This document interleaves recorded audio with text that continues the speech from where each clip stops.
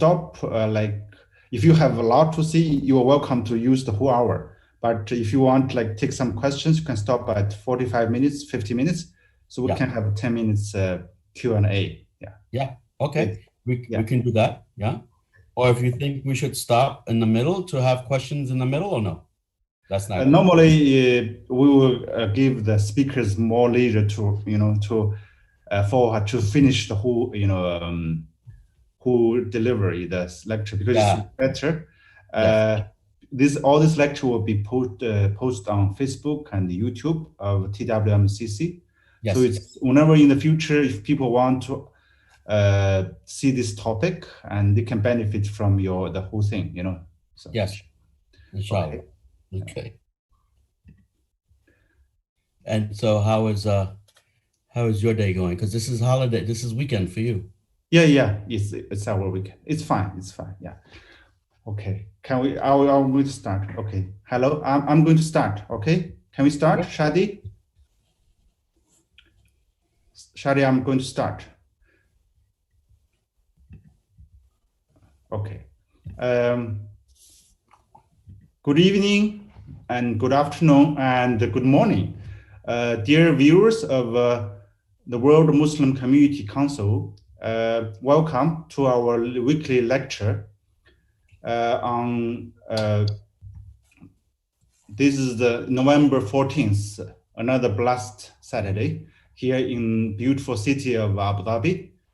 Today we have a great honor to have Dr. Gamar Al-Huda to give us a lecture on diversity of American Muslims' role in election and civic engagement.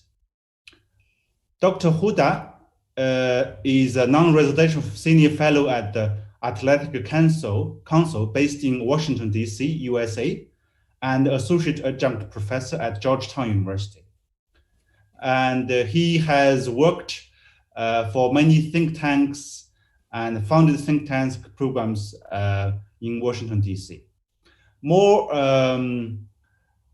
relevantly, Dr. Huda was a senior policy advisor for U.S. Department of State, the former Secretary State John Kerry's Office of Policy Planning and Office for Religion and Global Affairs, where he focused on civil society, religious communities, and religious leaders with U.S. foreign policies. He also worked with civil society organizations, education, and multilateral affairs. Prior joining the State Department, he also worked for the Bureau of Counterterrorism of the State Department. And here he has some link with our organization in Abu Dhabi, is where he worked as a secondee, as the first director of the Department of Dialogue and Collaboration to Hidayat, the International Center of Excellence for Countering Violent Extremism, which is based in Abu Dhabi, United Arab Emirates. So it's his link with Abu Dhabi and with us. Dr. Huda also worked at the U.S. Institute of Peace as a senior expert, researcher, and resident of Islam, focused on conflict resolution, peace building research, religious peace building, and field training to civil society members. He supervised and managed the development of the field of conflict resolution and mediation studies in religious and public schools in South Asia, Southeast Asia, and various parts of the Middle East. He is editor of the Crescent and Dove, Peace and Conflict Resolution in Islam, which was published by U.S. Institute of Peace Press. Now it's already translated into 6 languages. So with his impressive, working and expertise varies, he also has very impressive education background and public relations background. Dr. Huda was listed in the Muslim 500, the world's most influential Muslims in 2016, 17, 18, 19, until this year. So this, the World Muslim 500, I think is published at Royal Strategic Islamic Center in Amman, Jordan. And besides his government and research experience, he also has great teaching experience, and he teaches at Georgetown University for conflict resolution graduate program. He taught at UCLA, Boston, Brandeis University, the College of Holy Cross, etc. He also was a prolific publisher. He published 4 books, 6 training manuals on conflict and mediation, and over 55 peer-reviewed articles on peace building, conflict resolution, violent extremism, comparative ethics, and Islamic law and educational reform. He has received a research grant from the Social Science Research Council, a very prestigious research funding organization in the North American Academy of Religion, UCLA's International Security Studies program, and was twice a Fulbright scholar. And as you can see, today we have honor to have him. He was also appeared in many interviews in CNN, MSNBC, BBC, Geo News, Atlantic Monthly, Time Magazine, Newsweek, Al Jazeera, and other news sources. So, and he's got his doctorate from University of California, Los Angeles, UCLA, in political and intellectual history, and his master's from Asia and Middle Eastern Studies from the UCM University, and his Bachelor of Art with honors from Calgary University in International Relations and Philosophy and Religion. So without further ado, we would like to Dr. Huda, to share with us his great experience and his first-hand knowledge of diversity of American Muslims in civic engagement and election. As you know, we just had an election in the US, so we would like to hear Dr. Huda's analysis about that, especially the role of Muslims. Thank you. Please go ahead, Doctor. Well, thank you. Assalamu alaikum warahmatullah. Dr. Chai, thank you, and the World Muslim Community Council.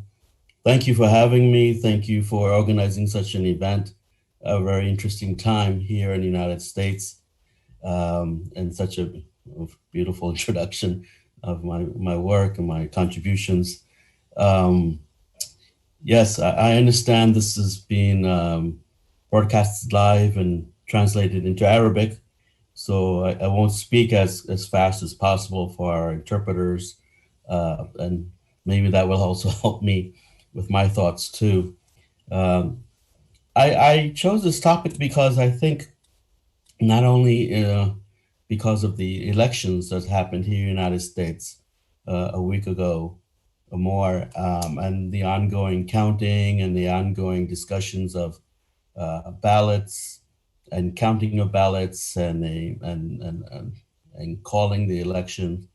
I think it would be a very interesting time for us to think and reflect not only how American Muslims are active in this field, but generally, to take sort of a broader approach of what it means of civic engagement of a minority in the United States in these very interesting times, and who are these American Muslims who we're speaking about. So I would like to, if I can, divide my lecture into 3 parts.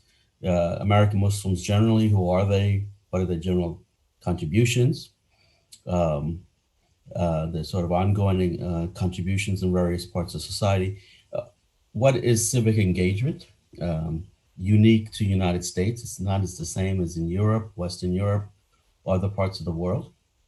And then finally, part 3 is tied to this actual topic of the elections. And I think that's the national elections as well as state elections.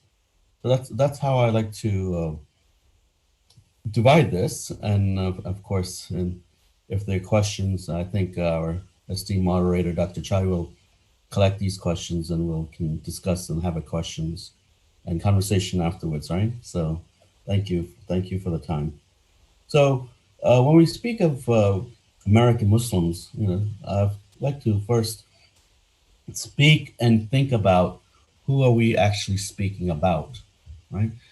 So many of us scholars, observers, researchers have a certain image of this community, but I'd like to really shed some numbers. And so as of the poll we have on Census of American Muslims of 2011, 2012, we know that the community is approximately 6.6 million people in the United States, in a country of 300 million, or more or less.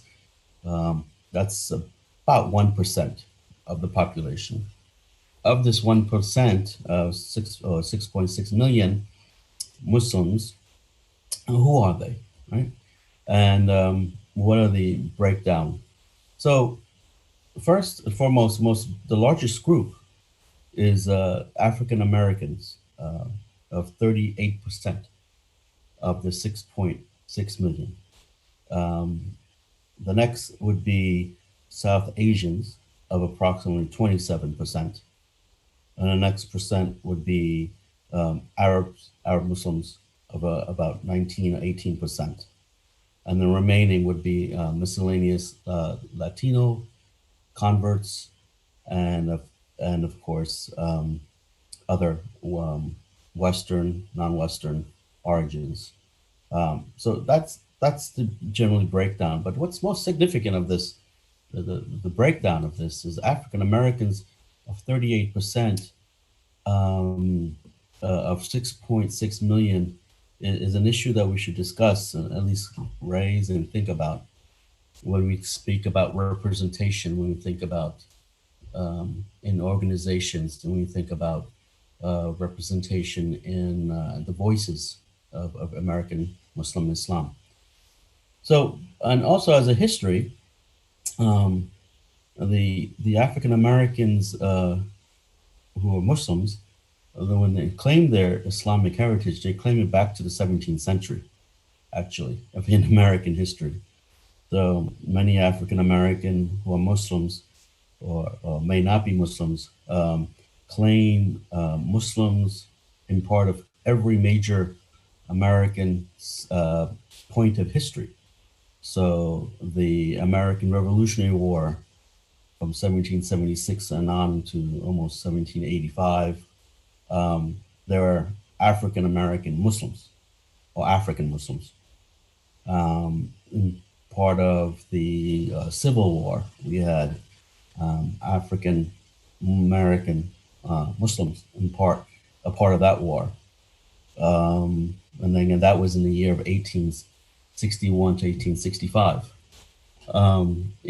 In areas of World War I, World War II, Korean War, Vietnam War, Persian Gulf War I and II. Sorry to make American history based on war, but I'm just trying to pull out periods that we can quickly identify from 19th century onwards, that there are American Muslims in each, participating in each of the defense of this country, as well as in various aspects of this country's military works. So that's very important history, because when we see and hear, and sometimes certain individuals, we think of American Muslims as a recent immigrant group who just who recently became active and have an immigrant perspective. But actually, the history goes back from the early days of the founding of this country. So in addition to the Defense Department and the wars, there's also African Americans very much involved with peace, of course, in civil rights, and abolishing slavery, and speaking against, of course, Jim Crow laws. Jim Crow laws are the laws that segregated blacks from whites, and had established all these different spaces that are separate for blacks to, in terms of where they can live, schools they can go to, etc., housing and so forth. Of course, that was revoked through a civil rights movements of the 1950s and 1960s, where we now then had not only African Americans, Muslims and Christians, and other type secularists involved, but it was a cross-cultural, cross-religious engagement, right? speak and be active for the civil rights movement. So I just, when we speak about African American Muslims, they also are separated within Sunni Islam. They're separated within Shia Islam, Ithnain Ashari Islam, the Twelver Islam. Of course, they are tied to a small percentage is tied to the Nation of Islam, where Minister Farrakhan is the leader of that group. But the majority of African Americans, of this 38% I spoke about, are Sunni Muslims, and they are have historic contributions from schools, hospitals, of course, education, mosques, their own mosques, meaning the mosque in their neighborhood of African American Muslim neighborhoods, and of course, each mosque and school, there are other types of interconnected businesses that we can speak about a little bit later. But that's very important to really consider. Um, Another probably most important thing is the first mosque was built in Iowa, in 1909, I believe, or 1911. And that mosque is a historical site. Specifically an American heritage site, and it's protected by American Heritage Funds. And there are different developments in historical spaces that were secured as part of American history. And that was created by Lebanese Arabs, Muslims in Iowa. And of course, there are other places in Indiana, Texas, New York City, and so forth. So when we speak outside of the African American experience, then of course we have Arab Muslims and South Asian Muslims, Southeast Asian Muslims, African Muslims. And after the 1965 bill, immigration bill, we found a greater influx of immigrants coming to the United States from every part of the world. Again, from parts that were that had access to immigration, of course. So Western Europe, Middle East, Africa, Latin America, and Asia. And from then, from the little 60s, I would say, aside from the African American contribution, we started seeing more and more growing experience of developing groups and institutions on campuses. So we found more in the late middle 60s, 1964, 65, something called Muslim Students Associations of these massive universities like Oklahoma, Texas, Alabama, University of California.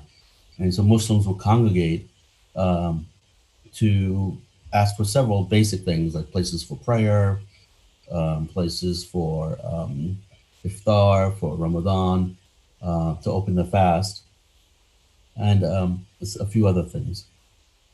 This MSA generation that started it then evolved into creating other organizations after that, which I'll speak about. But I just wanted to give you sort of that glimpse of when we speak of American Muslims, right? Who are they? What sort of countries they come from? Now here we are, 2020, going to 2021. The generation of Muslims that came from, Egypt, Lebanon, Pakistan, India, Bangladesh, so forth. Now we're talking about not the second generation, but the third generation. Yeah. And we're also seeing, other communities in the last 20 years of that are here and now more visible. Of course, we see more Korean Muslims, we see Chinese Muslims, we see Central Asian Muslims, we see greater Russian Muslims, etc.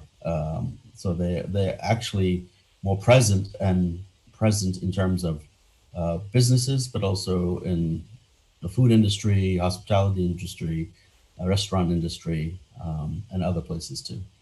So when we speak again of American Muslims, we're speaking about now a melting pot of Muslims, immigrants who have an immigrant origins of either second, third, fourth generation, or we're speaking about African American Muslims who have roots from the 16th, 17th century, as well as a whole percentage of between 5 to 8% of converts. And those converts are Caucasian Americans and Latinos from Latin America, also from Central Caribbeans, Cuba, Dominican Republic, and Puerto Rico. So sometimes when you go to a mosque, you will hear languages in Spanish, Portuguese, Arabic, of course, Urdu, Bangladeshi, Bengali, Hindi, Gujarati, and Chinese, Mandarin, and so you as well as English. But it's quite a fascinating development in this community. It also has its own poses of challenges of what is identity, what is the primary identity, what are areas for focus, areas for developing dialogue and understanding, as well as other contributions. So I wanted to lay that foundation. Who were you speaking about? And within the American Muslim community, one can say, generally speaking, it is a very educated community. Community that has, 95, 96% literacy rate, 90% with college education, or secondary education or college education, close to 85% with post-secondary graduate degrees.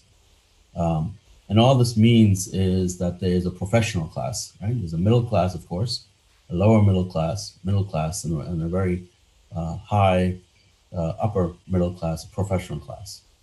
And so this also brings in the economics of a community, as well as we have Muslims who are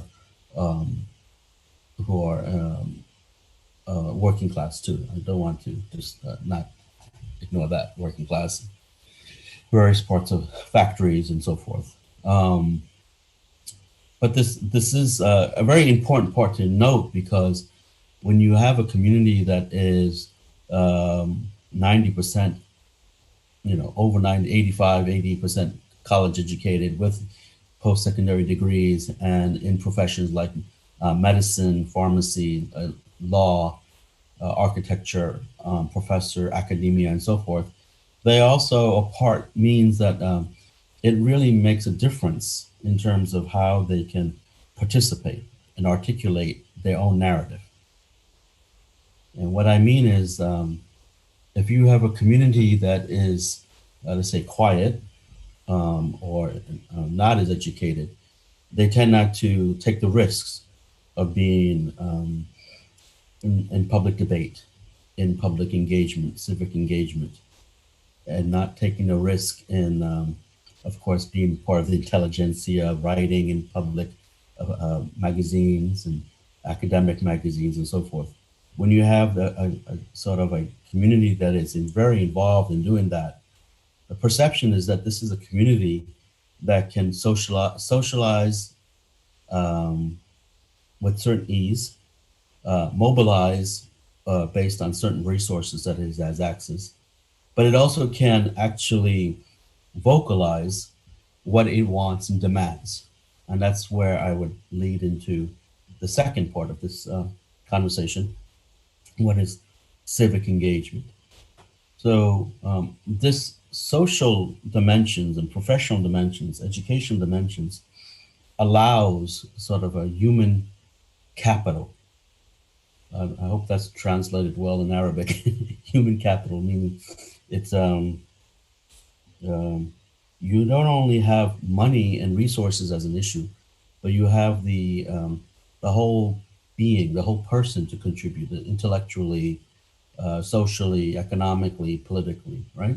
So that's human capital. So, and I think that's incredibly important.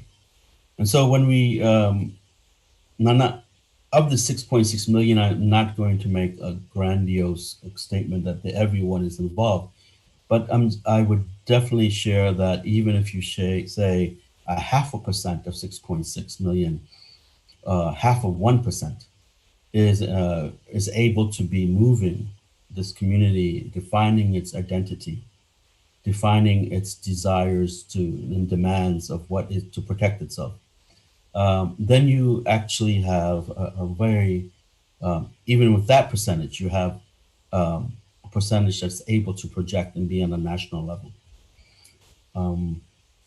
Before I step into it, I should mention a few other things that may be very important is before the civic engagement.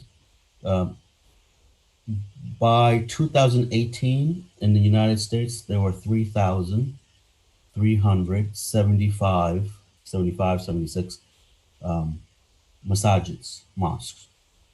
Yeah? So from Alaska, Hawaii to all the way to Maine to the East Coast, that's quite a sizable number of mosques.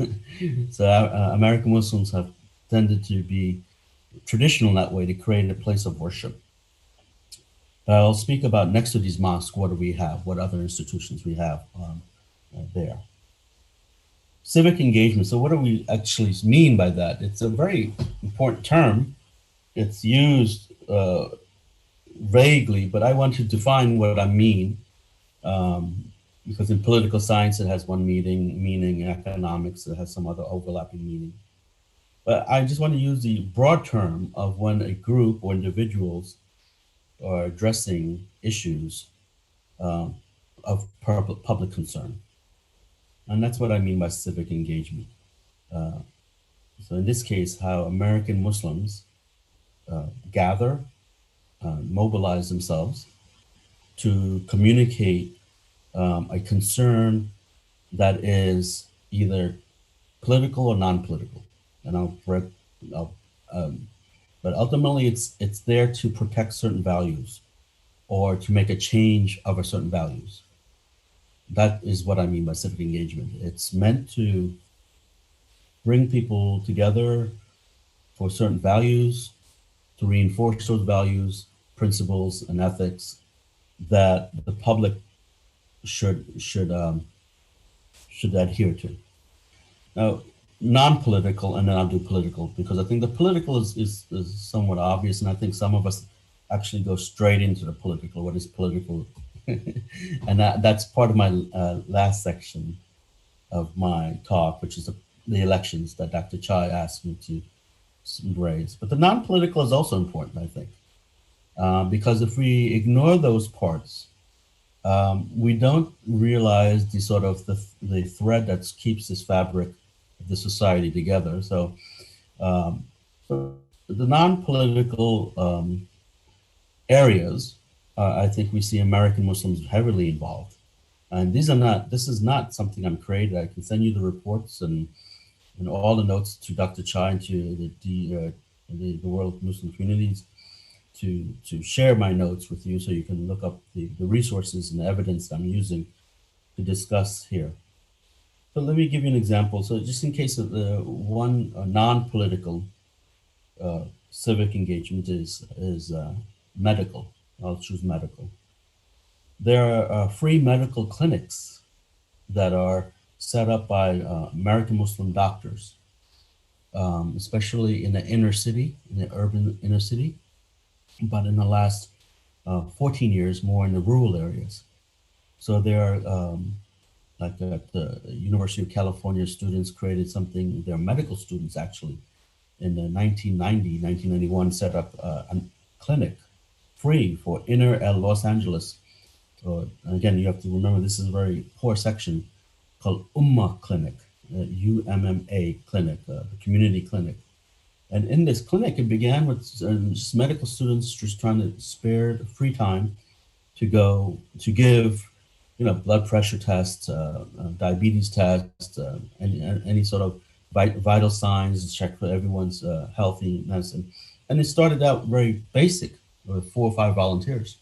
Now it's almost $28 million operation, $30 million operation, sponsored by the Los Angeles City Council and the Medical Association of Los Angeles. And it has a whole 3-4 story building in downtown LA. and it's open 7 days a week, and we have people can come all the time. And again, the doctors work for free. And these students, medical students, became doctors, and then their network of doctors also volunteer. So we have, like almost 8 full-time doctors there all the time, with another nurses, assistants, and receptionists, and full with X-rays and lab center on site. So Umma Clinic is one an example, but then there are also mobile clinics that we see in Indianapolis, Indiana, Idaho, and so forth, where American Muslim doctors um, from Indianapolis or Chicago then turned a bus, like a big bus, into a mobile clinic. And they would go into the farmlands and to go into rural areas where there were no hospitals. In Chicago, you have maybe, in the city of Chicago, maybe like one doctor for every, 100 people. But if you go to the countryside, the rural side of America, there'll be one doctor for maybe 5,000 people, one doctor for maybe 4,300, something like that. So when these American Muslim doctors brought these buses converted into clinics, first they were viewed as, what's here, what's this? But again, it was meant for to check for basic vital signs and to distribute medicine. Now these ideas have now emerged into mobile clinics, also clinics online, so you can do a first assessment online before you come to the clinic. So I say this as one non-political civic engagement. Again, what is the public issue is public health. Right? So American Muslims at this time felt, based on their tradition, religious tradition, as well as the public good, that not everyone can come to the hospitals, and there's not hospitals in the rural area. So let's bring the clinics to these people. Another area I think that's interesting is the legal field. Um, in terms of now, one can argue many things, but what's very important is civil rights is it's been a big issue for American Muslims, and not only because of 9/11, but I would go back to maybe the bombings of the World Trade Center in 1993. Uh, and so where American Muslims have become, just like their Muslims in other parts of Europe or other places, have been reduced to security issues, right? Reduced to threats of terrorism, reduced to stereotypes of that, you're tied to an overseas religion that is blatantly violent and blatantly threatening. So, in that sort of prism or worldview, American Muslims really had to work to protect themselves through civil rights, making sure their rights were not trampled. And what I mean by that, I'll speak to that. But um, just to give you an example of the legal, and this is civic engagement. It's not just when one becomes a lawyer, you can be a lawyer. And I'm not sure how many American Muslim lawyers are, but I can tell you in one moment that you can choose many areas of law. But there's this National Association of Muslim Lawyers called, or NAML. NAML in Arabic has another definition, but that's the abbreviation. Um, and in the year 2000, there must have been only 1,900 members.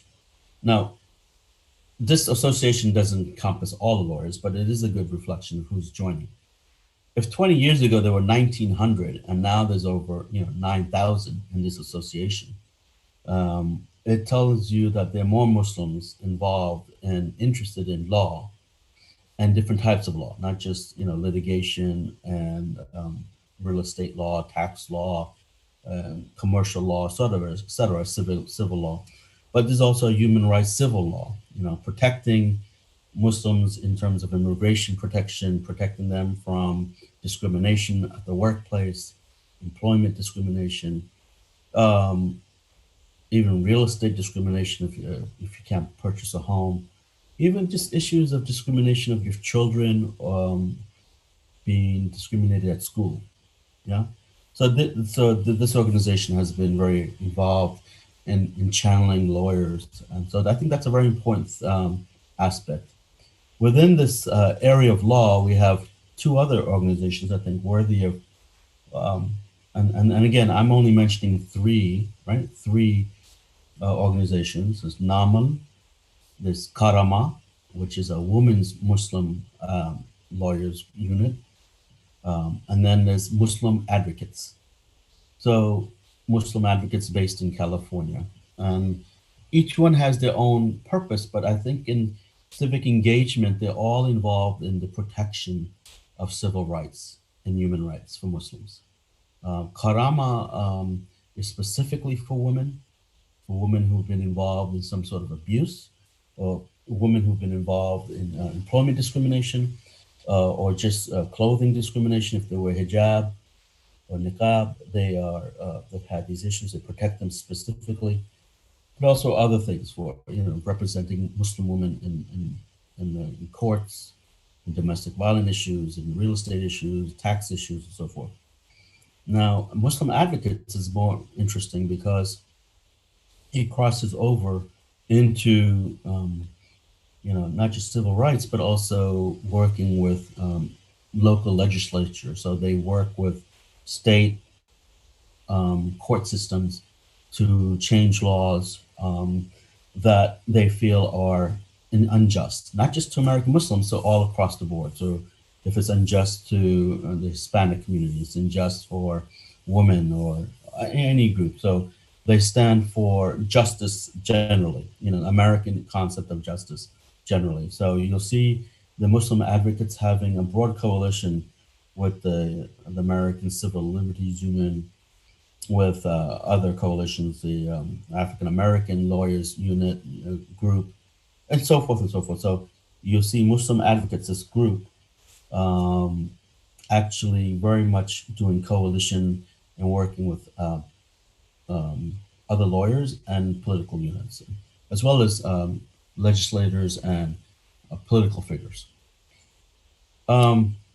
Speaking about civil engagement, I think there's an area that so that's the law area, and I talked about the medical area.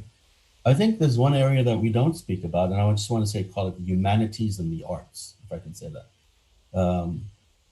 Because this is the purpose of writing in major news magazines or magazines, whether it be the Time Magazine, Newsweek, Atlantic Monthly, and so New York Times, and so forth. We see more and more American Muslims have a column. So that's a big deal to have a column. And you're addressing not just some Muslim issues, but you're addressing issues of daily culture and politics and society issues, contemporary values and issues. So you see this in the printout. So this is intellectual printout, as raising issues of the arts, of the humanities, raising issues of culture, raising issues of gender injustice. And we also see raising issues of economic injustice. The arts I bring up because of the really big contributions to being a script writer for film, being on production set, on making your own films, making and writing plays and doing podcasts. We have very high prominent American Muslims involved with, in charge of podcasts that have 5-10 million followers. We have prominent Muslim playwrights involved in Hollywood and Netflix and all these areas. And I call this civic engagement only because they are pressing an issue of concern. Sometimes it is an issue of values in all of these products, right? And I think there's products, values, being positive, being fair and just to each other. I think that's really important in these arts and humanities and scholarly areas. Lastly, I would say that We have American Muslims very much involved in the academic fields, of course, um, and I mentioned the legal fields. We also have a great deal involved in um, doing research for lots of these national organizations to do civil liberties. So ACLU, I mentioned before, the American Muslims are very much involved with them, prominent in them. We have them very prominent in National Endowment of Humanities, National Endowment of Democracy. So all to say is that these various organizations for culture, humanities, research, academics, we have a very strong voices there. Um, Let me get to the elections if I can, because I know I'm coming too close to the end. Uh, so this election, I think, national elections as well as local elections, raises many big research questions for me, as well as questions for all of us to think about. Now, American elections was not just on November 4th of the presidential before there was a primary. On the Democrat side, we as we call there are 20 candidates, and I can tell you of those 20 candidates, you've had American Muslims as a staff chief of staff for Bernie Sanders, on the inner circles of Elizabeth Warren, who was also Senator Warren, of course, Joe Biden, Kamala Harris, Senator Booker, um, Peter Buttigieg. So of all the top 10 and that I know, you can find American Muslims heavily involved in the political realm of this. And you can see that because not only would you hear them involved in coming on TV, articulating their candidates' view and speeches, and articulating their distinct stand, we also know that because they are also part of a very important civic engagement in political world, which is fundraising. And so all of these candidates depended on American Muslims to fundraise for them. And they have co-chairmen or chairwomen for the national, for the local, and for Biden's team now moving towards the national, there are at least a dozen American Muslims very at the very top of his inner circle. So he has co-chairman for East Coast as well as West Coast finance team. He had he appointed an American Muslim by chance and a Ismaili Muslim for his outreach to Muslim community. That means reaching out to all American Muslims. He had a specific person dealing with foreign policy team, and there's at least a dozen or more American Muslims there. Domestic policies, climate issues, economic council. You see American Muslim economists there too. So the point being is that, and just in the primary and then into the national world, we see individuals heavily involved in the sort of the machinery of getting these participants, these candidates elected.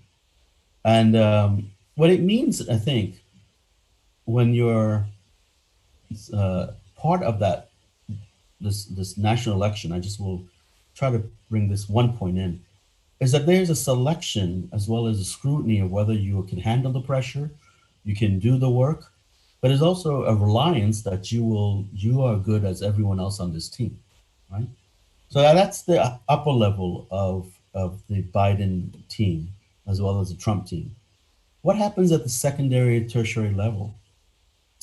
At these levels, is very just as important are volunteers who call they call call banks, right? So you would receive if you're on the Trump team or Biden team, maybe a list of 500 people to call. So we had American Muslims volunteering their time for months and months, calling people for fundraising, for showing their support, and calling them and then keeping a tally of who will be relied upon on election day. As well as there's in American politics, you have very, very common to go outside and literally knock on doors and speak for your candidate. So you have brochures, you have pamphlets, you have pins, banners, and you speak. You actually need to knock on a stranger door and talk about why Biden is important, why Trump is important, why you should vote for them. Now, as an American Muslim, if you do this and you go to rural areas or new areas, you are, I should say, generally speaking, one is um, become you have to feel very integrated, very at ease in doing this, very comfortable, very confident to feel like you are representing this candidate and you can articulate this. One, you don't feel isolated. One, you don't feel alienated. One, you don't feel desolated. You know, you're not involved. You are. This is your way of proving your American side, your political civic work side. To knock on doors, to call people, to fundraise, to ask for money is a very personal endeavor, very, very personal. And so you had American Muslims very much involved in these various aspects of the political campaign. And in that, there's also all this organization that needs to be done behind the scenes. You know, making sure that if there is a fundraiser, that reliable people will come and you hit your targets and you have your metrics. And then you have specialists who can study the data, and of course, the data analysts. And we had American Muslims involved with that too. But all to say is that in this recent election, um, we're just seeing a great upward trend of American Muslims feeling more involved, interested with civic engagement, political civil engagement, as well as non-political, cultural too. But with it is very important is this side of articulating one's narrative that is tied to a larger narrative. So, it's tied to a larger, broader American narrative.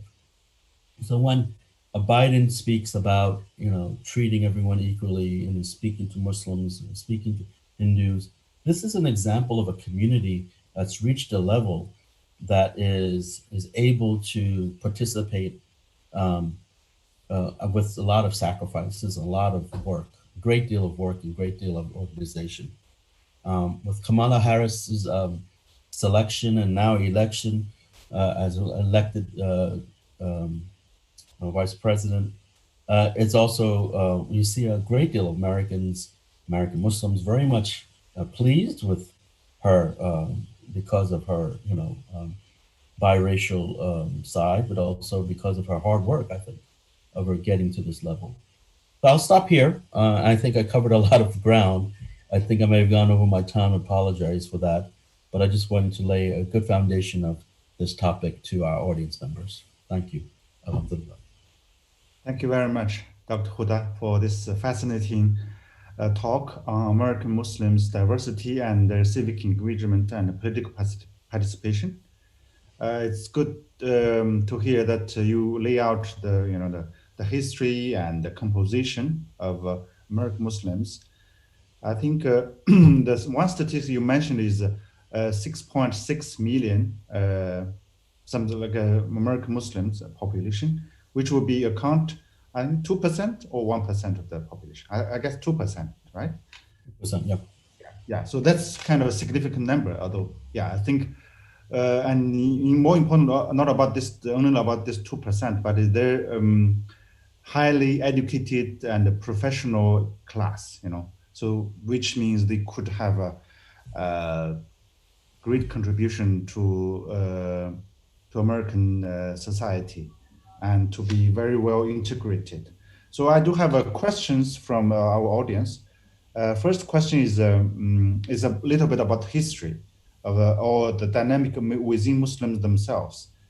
So why the migrant Muslims have much more dominant role than the indigenous Muslims within American Muslim society? It seems like those who you talked about the recent migration from mid 1960s until today, those are have much stronger and louder voice than the indigenous Muslim population where they were brought in a few hundred years ago. Yes. So this is the first question. And Okay. You want me to read all the questions or you address them one by one? Maybe you can give me two questions together, and then I'll do two at a time. Yes, okay. And the second question is what's the long-term impact on Muslim community in the USA, being led groups and individuals who are strongly connected with the Middle East problems, or the problem of the Muslim world, like the Muslim majority world? What would be the long-term impact? I see. I think our talk is on like American Muslims and the relation between Islam world and USA. So I think this is like goes back to that original topic we talked. How if they are more like occupied with the problem with outside of the American, maybe it's not maybe not the wholly, but we do see that these two things are closely related. So what would be the impact Yeah. for that? Yes. Okay, thank you. The first question is an ongoing, very, very good question, which is addresses sort of the tensions between African American Muslims and those who are more the immigrant communities, and the tensions arise not just because of them at the leading of organizations or representation and news media and so forth. But you actually physically, I mean, because they're physically when immigrants came, they lived in different sections and not in the African American areas, if I can say that loosely. But because of the prominence of of wealth and socioeconomic mobility of the immigrant class within one generation, I should say, within the first generation who came, let's say, to study in graduate school in the 60s, and then became engineers or doctors or lawyers, architects. They moved into a sort of a middle class neighborhoods away from the urban centers, just like African Americans did when they reached a middle class level. They also moved in the suburbs, and so in suburbia, there's not much greater interaction, even in the mosque. So historically, there are African American mosques, and there are mosques that are of the 3,300 I mentioned.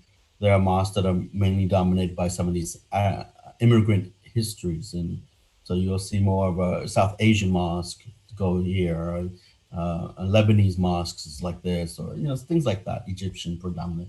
But I'd say a great deal are integrated.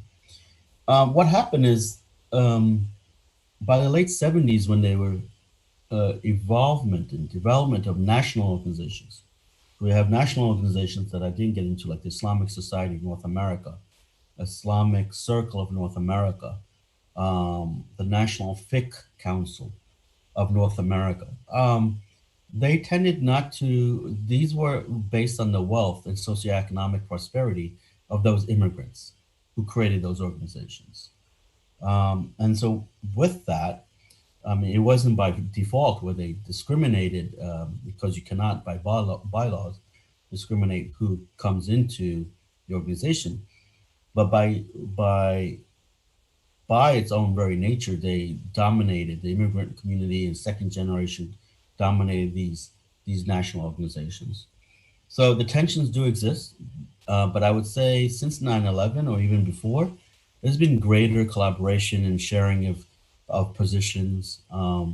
African American Muslims, African Muslims are very prominent in all these organizations. So I would say the tensions do exist, but not as great as they were maybe 30 years ago or 35 years ago. In terms of the second question about the problems of the Middle East, I would say for the majority of the last 40 years, 45 years, the Middle East crises, crisis after crisis, tended to be the center of some of these national organizations. So the Palestine issue, the Kashmir issue, the invasion of Afghanistan, et cetera, et cetera. All these issues, they still exist. American Muslims are very much involved in collecting and gathering and making some of these issues. But those organizations that do gather for those causes are advocacy groups that I didn't get into. And they do fundraise and they do send money and they do try to advocate on the Capitol Hill for legislature to help And again, it's whether it's the issues of all these problems. But again, that I would say that's not the dominant trend of all these other organizations in the landscape of civic engagement. I would say that's one slice. It's a big slice. I'm not sure what's the percentage, but I would say the shift of moving away from the problems of America, of Palestine and Kashmir, etc., um, and prioritizing American issues, American injustices, Black Lives Matter issues, injustices against Latinos or police reform, gender injustice, correction facilities reform, prison sentencing. What we're seeing more recently is a new generation of 35 and younger, more focus on specific American issues, public civic engagement issues. And of course, the elders are still have Palestine and Muslim majority issues, but one can't do everything. I think that's the attitude. You have to focus. Okay, thank you for bringing this good new trend, new development that new generation of American Muslims are focused on more American or local or civic issues rather Yeah. than like long distance overseas issues. I Hmm. think good progress. Hopeful they will go forward for that. And another question is regarding the again the social, economic, and professional impact of uh, American Muslims. As you mentioned, like they are very 90% they are uh, educated, right? Yeah. Seems. Yeah. Yeah. So why their political impact of American Muslims are not as great as their social economic impact or the social economic contribution? As you mentioned, they are doing like a medical field in humanities and in social sciences. Many areas you see the great presence and contribution of American Muslims. But in political field, I think at the end of your talk, actually, you do mention that there's a lot of Muslim heavily engaged. But in terms of publicity, in terms of numbers are Muslim being elected, does it like is in proportion with their socio-economic status? Mm. This is a very good question because it's a question of impact and a question about how you measure impact, right? And I would say that in American politics, there's something that says, all politics is local. The famous senator from Massachusetts would say all politics is local. So I forgot to mention this is a very important issue here. So in this past elections from Alaska to Maine, from East Coast to West Coast, we had over 100 Muslims running for public office. 100. And so public office means many things, right? Means board of education, so your local board of education openings. Um, it means position as judges, of course, it means mayors. It means also attorney general. It means sheriff. So a state legislature, to be represented at the state level within the state of Maryland, state of New York. So in the United States, states have a lot of control of their own local matters. So we had many American Muslims running for local issues, state senators, city council positions, um, and also state positions. Of course, a lot of people look at Congress, the national level. In Washington, D.C., we have only this senators, this number congressional. That's true. And I think that will be one day it will be measured. But I think when in the way this country works and operates, it's local. So if you really want to like be a part of this massive landscape of political machinery, you do need to understand and work and get the experience of the local machinery of getting legitimacy. Remember, President Obama, after becoming as a professor of law at Chicago, he was a local organizer, engagement local organizer. Then he became state senator for Illinois. and he did that for 2 years, and then he became senator in Washington D.C. So it's very important to go through the state experiences before you arrive to Washington. And I think many people, at least political scientists, measures impact by these two metrics: your local impact as well as your national impact. All right. Okay. Thanks for this update.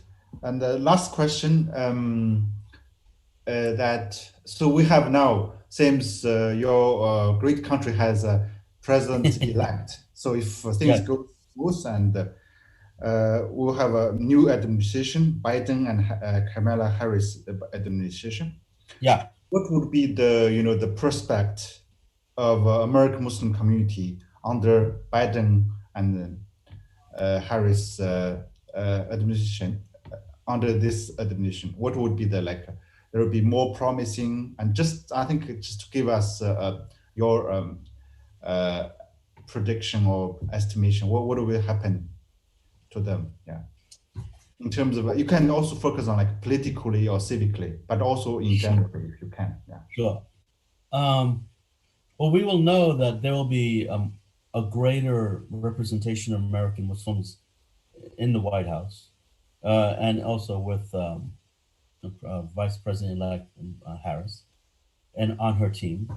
They'll also be maybe in the cabinet, so they may have cabinet positions or undersecretary positions in State Department, Defense Department, Commerce Department, Treasury Department. There'll be more of a decision to find skillful professionals who can do the job. And I think where American Muslims will be selected for those positions in this administration. But President-elect Biden already said he was going to, on the first or second day, have an executive order nullifying this ban on Muslim majority countries of traveling, which was input by Trump. So he will allow that more travel from Muslim majority countries. So that itself shows that he is interested in seeing these countries as showing respect, and also showing respect to American Muslim citizens who are qualified to be experts on his team and other parts of the government. His first and foremost, I think, issue at hand is to deal with this COVID global pandemic. And so he said he will work closely, not only domestically, but with the World Health Organization, work with the global community, I mean, extensively. So the opposite is that President-elect Biden and his team is a globalist, right? Very much wants to work with global partners, reactivate these allies and reactivate the confidence in America, as well as work with global issues of, human rights is going to be a priority, as well as security and economic prosperity. But I think that the problem, you can't do any of those until you can have a control and management of this coronavirus. So I think he said he would do that first. And of course, climate change is an issue, and economic, reviving the economy.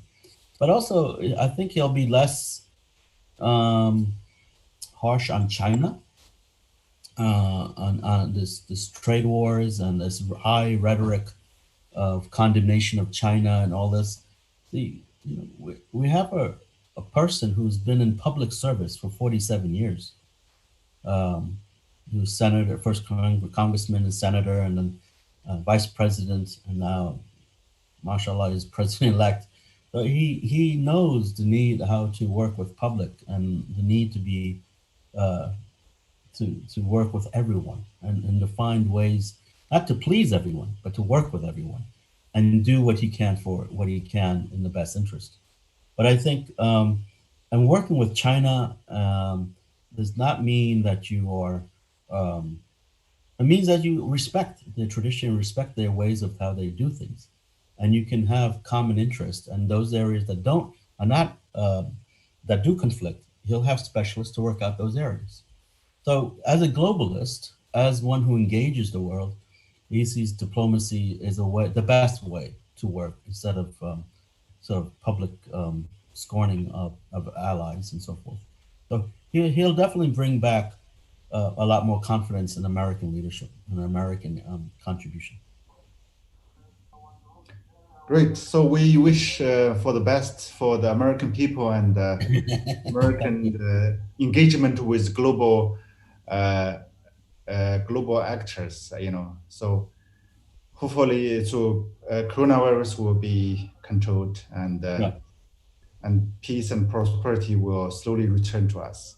thank you, And inshallah. thank you very much, Dr. Huda's great talk on American Muslims' diversity role in elections and civic engagement. Thank you very much for watching and for asking the questions. And we hope to see you next time for the lectures. Bye. Thank you. Bye bye. How are you, doctor? Thank you. I'm doing good. Okay, bye. I'll see you soon. See you.